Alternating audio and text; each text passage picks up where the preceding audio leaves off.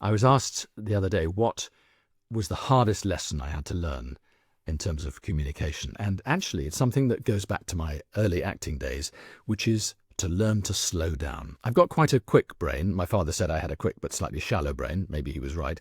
But I don't want to bore an audience. So my natural instinct was to go too fast.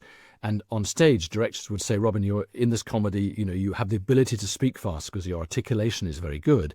The trouble is, if you don't allow an audience time to process and then time to laugh, they won't laugh because they're worried about missing the next line.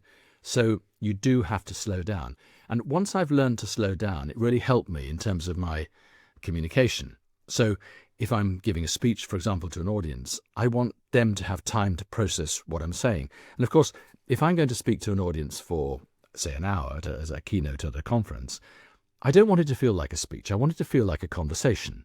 Now, of course, I will do most of the speaking and they will do most of the listening, but I want their half of the conversation, as it were, is their listening. So I want them to have that time. So I have to give them that time. So learning to slow down and have the pausing there to allow them to process the information has been the biggest thing I've learned.